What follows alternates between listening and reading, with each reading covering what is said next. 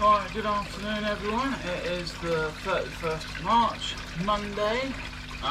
This is the 4th week of the new koi pond, and had some problems, not going to lie about those. I couldn't film them as and when I had them because I had the problem with my camera, but what I've done, I've written them down as and when they happened, and I'm going to run through with you now what I've had, what I've done to fix it, what I'm gone through, what I'm resolving, what has been resolved, and go from there really. But this is actually the first time in the 4 weeks that the net's been off. But I'll go over it with you all now. Don't know if you've seen my short. Perky from Koi Services sent me his t-shirt. I'm really grateful for. So if you're not already subscribed to the channel, please go over and check him out. He does some awesome footage, and the projects he gets up to are really good, and I really enjoy his content. And if I do, then if you're watching this, you probably will as well. So I'll go over this list with you now and show you what I've been doing. I'll start at the front. Let me just take you off of the tripod because it will make it easier, and I'll come back to you. Right, so the first morning after the fish were put in, I was walking round the front and to the back, and I noticed down here on the floor there was water everywhere. I then walked round here and there was water down here, and I was like, what the heck's going on? And you obviously go, oh, that's a leak in the liner, something's happened there, you know, the worst. And then I started looking at the outlet over there, and I don't know if you remember, but before I increased the length of this outlet due to the backsplash, and it was coming right up here. You can still see a little bit along here, and what it was doing, it was backsplashing here, and over the course of say 10 hours it went down the backboards in between obviously here, and it went all the way down the bottom, and that's what caused all of the water. Now obviously it happened from day one and I didn't notice it, and because it was being turned on and off, the water wasn't building up enough. So what I've ended up doing is I've got plastic sheet, and I've gone all the way along the back wall. I mastic the top part up there, all the way along, just a little bead, and then I just attached it with the stainless steel screws back into the box weld liner. That stayed dry, so that issue was fixed. The next day I come out, there's water all over the floor again, and this time there's even more. And I was like, what in the heck's going on? Like, you know, you fix the leak and then all of a sudden there's more water, and I come out and I was like, well, how can there be water coming out of there? It's all sealed. Well, it wasn't that, it was my moving bed. What I'll do, I'm going to take this lid off now, and there's going to be about 1 million mosquitoes in there. So this is live. Oh look at that, they're all there. And this is the good side, because it's a moving bed, it's not still water, there's not as many. We'll get onto that one next. Right, so this has changed. If you go back to one of my original filter builds, you'll notice that this end cap here was directly mounted to the outlet here, so that the water was like that way. Basically the outlet was straight like that, and what was happening, for some strange reason, but it was happening, the media, as you can see like that, where it's steel, it was blocking all of these,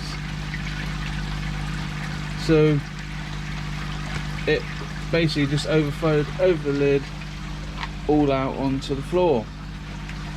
So I ended up having to put a 90 on it like this. I drilled holes all the way along this bottom bit here and this top lip, just so the water was already getting out before it, because obviously this raised the water height by 2 inches straight off the bat, and I didn't want the water too high, because going back I had issues with the first chamber, but that was mainly due because the head height was wrong that I changed.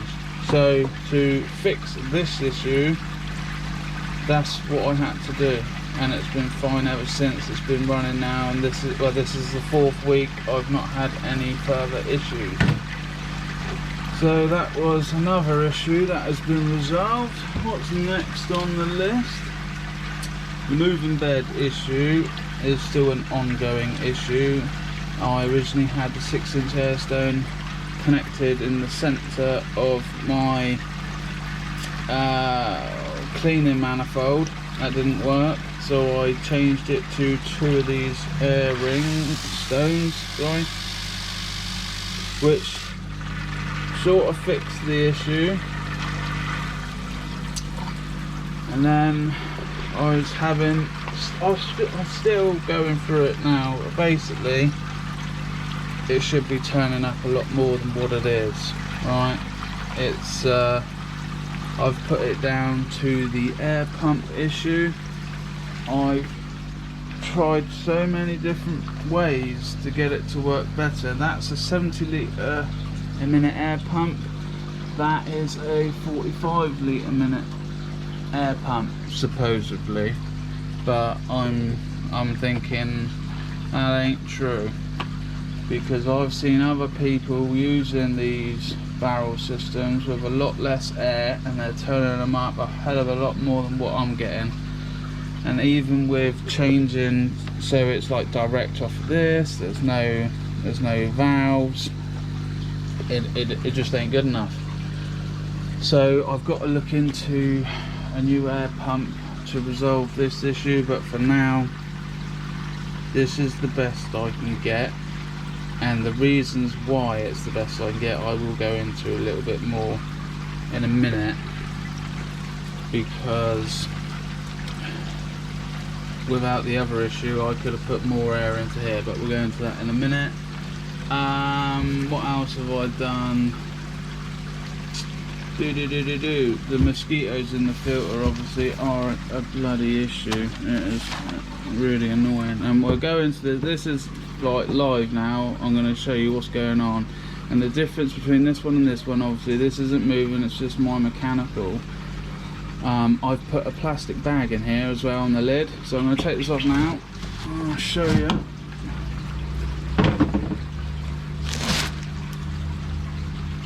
I don't know if the camera's picking that up, but there is a gazillion mosquitoes in here. Get out of it. Bloody thing's doing my head in. It's because it's bloody still water, and look at them, hundreds of them. Just get out.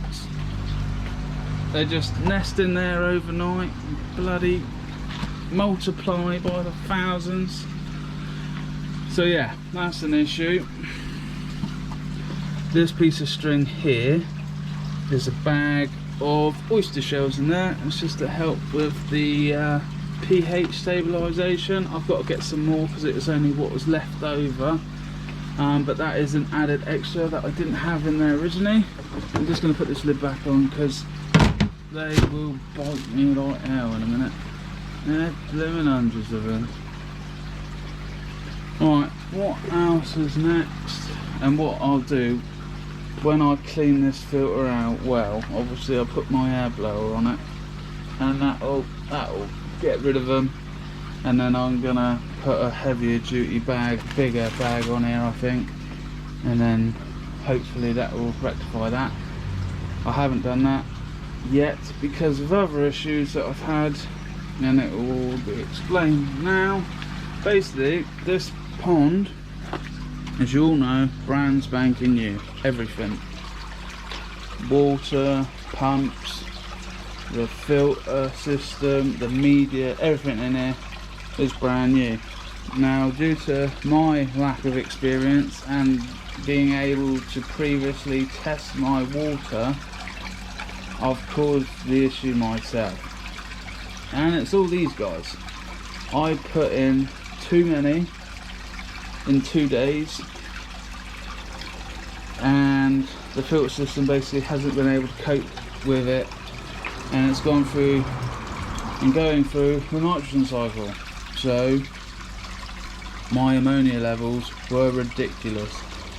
I mean, off the charts ridiculous. And then obviously it's gone to nitrite, and then at the same time I had nitrate. I will put up some pictures of my test because I thought I'd show it to you. Hopefully other people don't make this mistakes. I should have thought about it more. I don't know why I didn't. But don't put all your fish in on a brand new filter system within 2 days. There's 18 koi in here at the moment. It was too many for the filter system to handle. So obviously what I was ended up doing was changing water, because I was panicking like mad with the amount of ammonia. 30%, 40%, 50% changes on a daily basis for the first week and a half, I guess, maybe 2 weeks. The ammonia levels were not getting any better, and obviously I was like, oh, I don't want to lose any of my koi. These are like my best ones. I spent over like it was a year growing these on, so I really didn't want to lose any. So I was searching the internet trying to work out how I can boost the filter system better, or what I can do to help with the ammonia levels. And what I come across was zeolite. So I bought, how much did I buy? I bought 3 kilos of zeolite, because I think it said 1,000 litres, what is it, 800 grams, to 800 grams or something like that to 1,000 litres. So I bought 3 kilos, and basically what I did is I ended up putting it in this bag down here, if I can get it out. It's all in there. So I put 3 kilos in, and the next day I tested the water again. My ammonia levels had not changed, and I was like, oh god. Obviously it was probably a bit too soon, but I ended up ordering another 3 kilos of zeolite. They come within 2 days or 3 days. I got them, I put the 3 kilos in. The next day I tested, and my ammonia level was at a normal level. I was like, is that coincidence, or was it just going through that nitrogen cycle that it was just that time? But you know, there's 6 kilos in there now, and it's all settled down. The ammonia level is at a good rate, and this morning I have tested the pond again. I am still showing nitrite and nitrate, but at a much safer level. It is not there yet. I've not got rid of it, but it's in a much better place.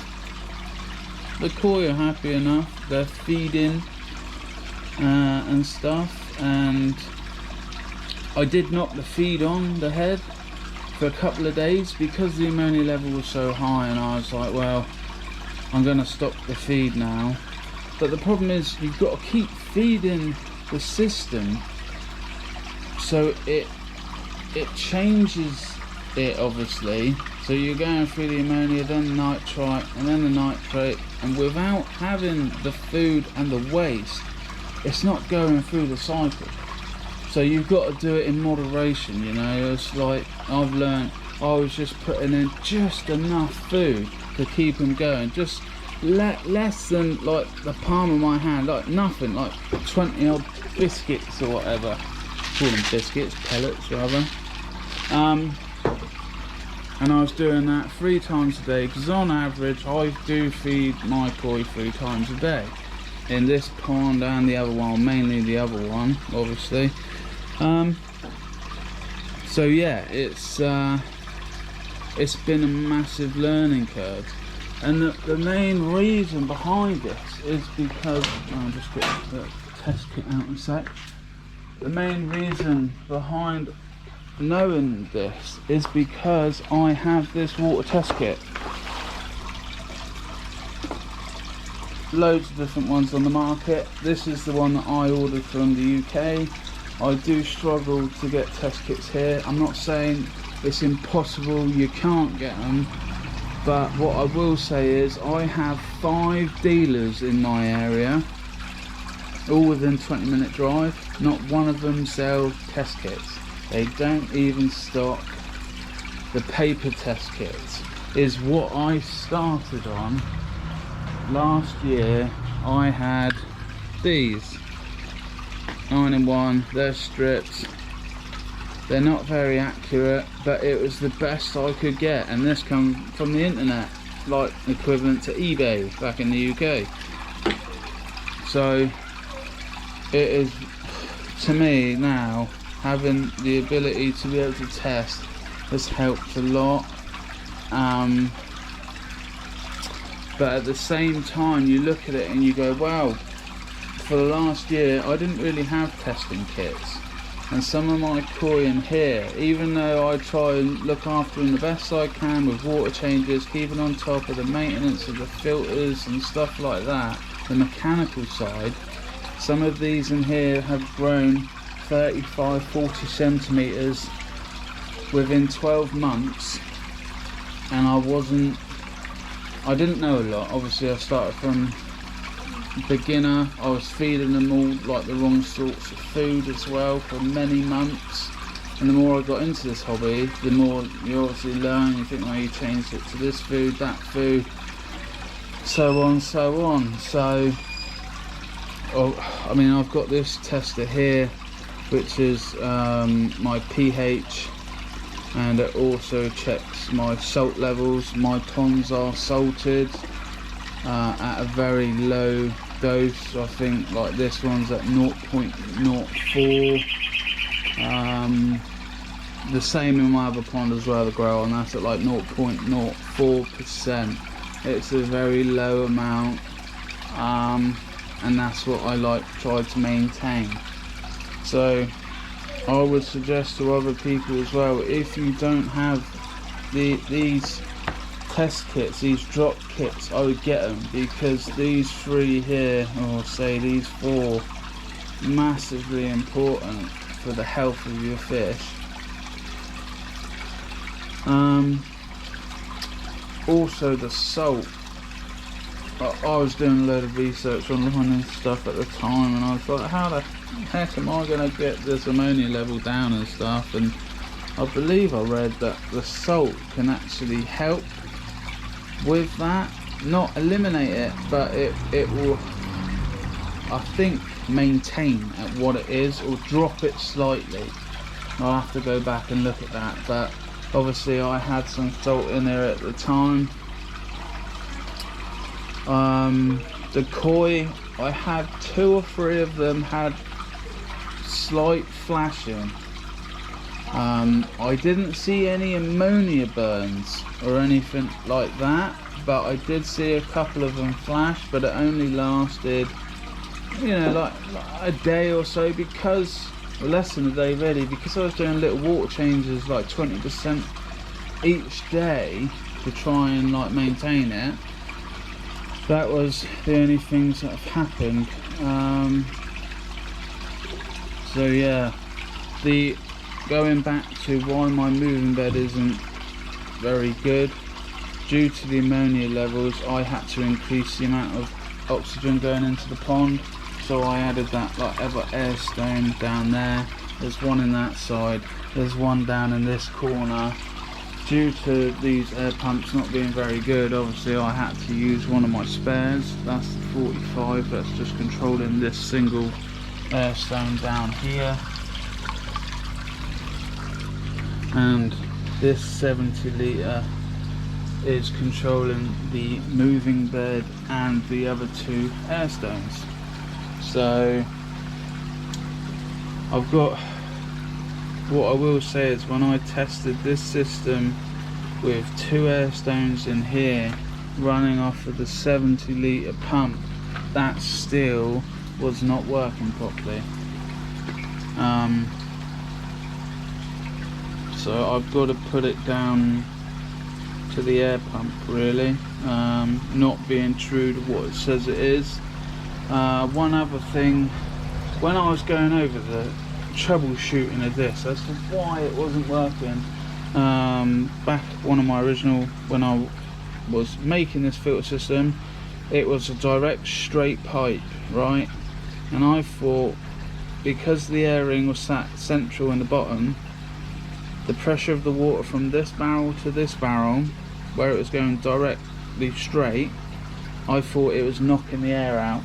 So basically where the air was coming up, the water was pushing it all the time that way. So what I ended up doing, I put one of these on, a 90 degree, so inside there it is like that now. So it's kind of swirling round as opposed to just that way. It did make a difference.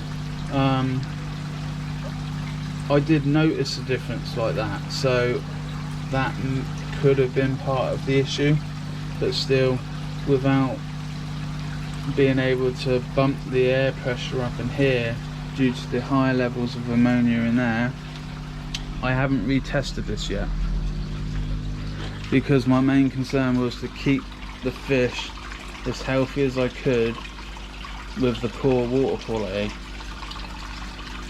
So I think that was the right decision to do, to be honest, up in the air in here. So yeah, but things have improved now, and we are on the right direction. So I will work on this soon. One other thing that I have changed is the water height in this sieve filter. I'm just going to stop the video. I'm going to take this sieve apart and just show you what I've changed.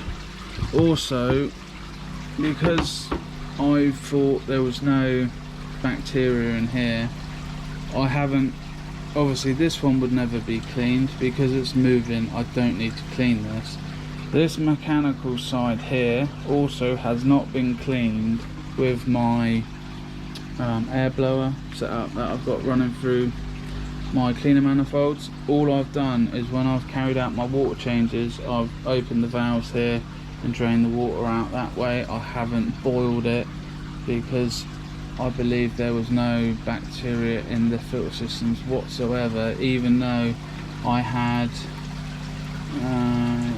240 odd of the Aqua Evolution Bioball Startup Jelly Ball things. I've also put in some extra liquid, the parent live bacteria. I don't know if it was any good or not, but that went in there because obviously I was trying to really get this thing going. So yeah, that hasn't been cleaned. Nothing has been cleaned.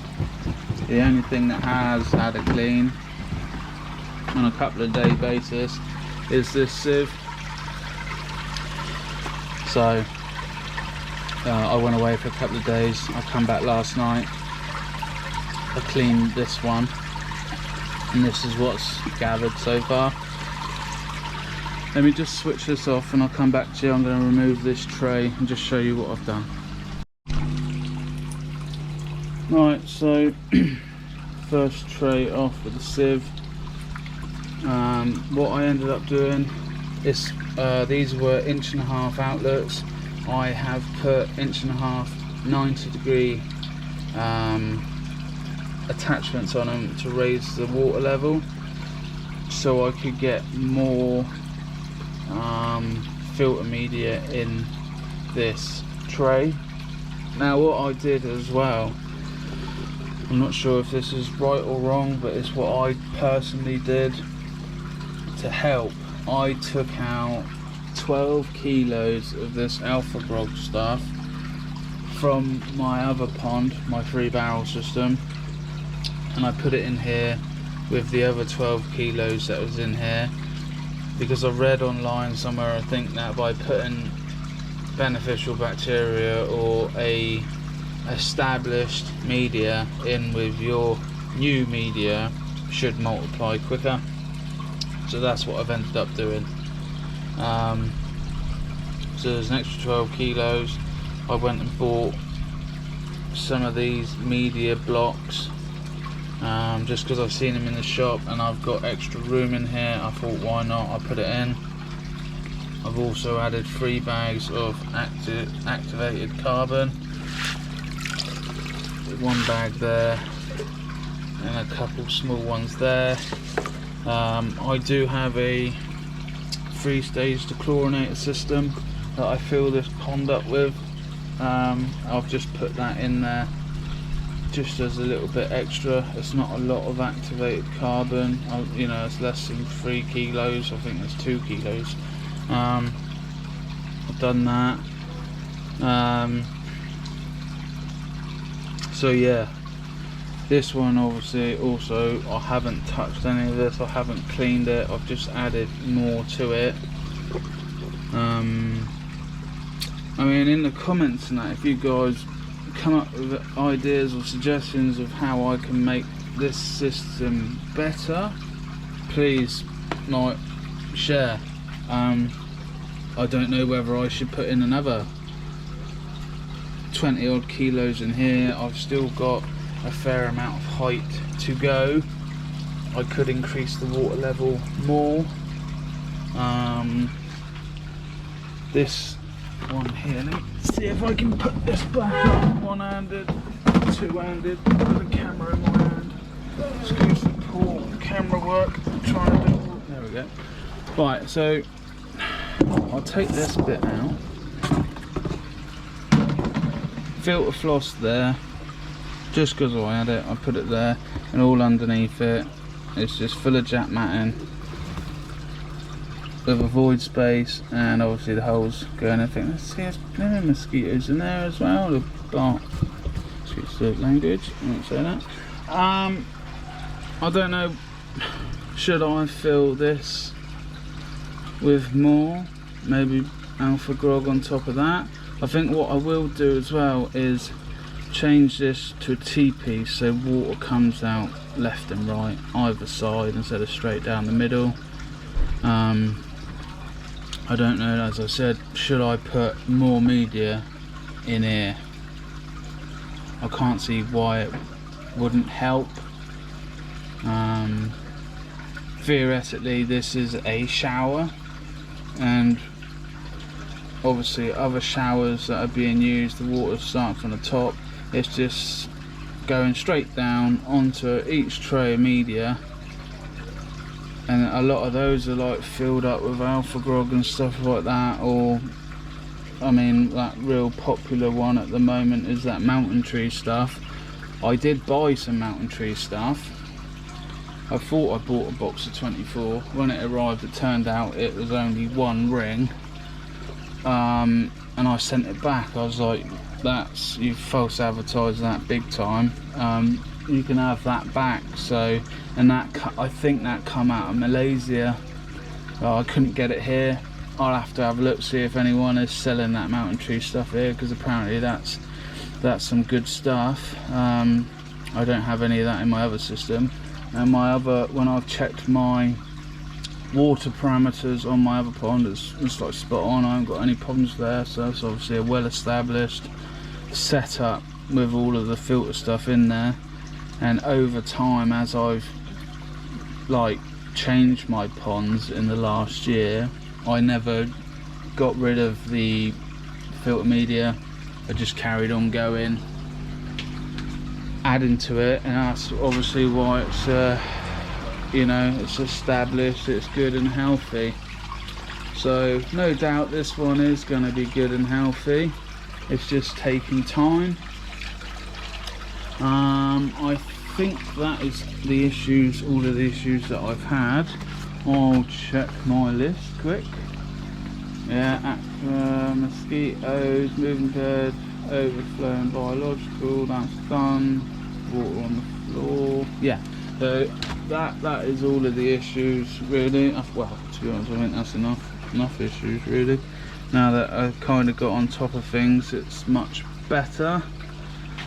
But yeah, if you guys can, you know, maybe give some advice on what you would maybe do with this to increase it, make it better. I mean, I am kind of limited on what I have here. I have to make the best of what I can buy. It's not as simple as, oh, I'll go on eBay and I'll look at this and I'll buy that straight away. I'm really limited. So everything is made by myself, and then, you know, I have to use what I can get.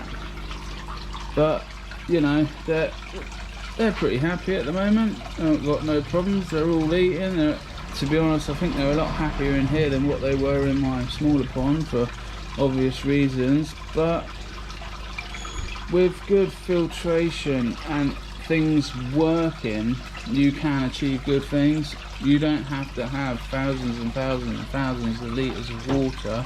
Obviously, with maybe to grow the biggest koi you can get, or you want to get to the magic 1 metre mark, never going to really happen in here. But these are also Thai koi. These are not Japanese. I only have one Japanese koi in here, and that's my Deutsch shower, just down there next to my butterfly. I know Vince over in the UK doesn't like the butterfly koi, but if you haven't already or don't know about Vince, please go and check him out at Twisted Koi. He's got some great content. He's always uploading videos. I watch all of his stuff, comment on his stuff. Really good. But Vince, that's the closest I can get to a kajaku, I'm afraid, at the moment. But yeah, next on the agenda, I think what I'd like to try and do is these flower pots down here. I'm going to try and get another one like this, maybe bigger if I can, I'm not sure. And I'm going to get rid of some of these ornaments, I think, and I'm going to try and put some sort of flower in there. I would like the mind your own business sort of stuff, but I don't think I can get that here. I've never seen any. I've seen like a bushy flowery thing that I've just uploaded on my koi cafe visit video, so if you haven't seen that, please go and check those out, because one of the koi cafes I went to was really nice. Really enjoyed the visit. But I would like to try and do something there. And another thing that I've done that I've copied from Jamie at Keeping It Koi, another channel in England, if you check him out, Keeping It Koi, Jamie, he made, let me put this on the floor in a minute, one of these, which I can't remember the name. I think it's an uplift flow pump. Basically, I mean, I knocked this up in about 2 minutes with all of the scrap pipes I had in my garage. And what it is, you put the air stone at the bottom, that's why that's got like a 3-inch thing, and it comes up, pushes the water up through the air, and it comes out of this piece, yeah? So if you needed to in the pond and you wanted more circulation, you could build one of these and it pushes the water, basically. So my plan of action with that is to put that in the pond, and this outlet will feed my tray of flowers. It does work. I did test it. None of it's solvent welded or anything. I literally pushed it all together in 2 minutes, and it worked great. I was like, wow, that's nice and easy, simple. So thank you very much, Jamie, on that one. That was helpful. I mean, I learn from watching other YouTubers, the hobbyists, the people that obviously have been in this a very, very long time. They know their stuff, they know what they're doing. So, I mean, that's just how I've learned this stuff. That's how, like, I've learned when I built this filter system. I got this filter system idea off of Brit-Thai, which I spoke to him through email, and that's how I built that. And the sieve filters, I can't remember who I saw built. I know Vince built one years and years ago.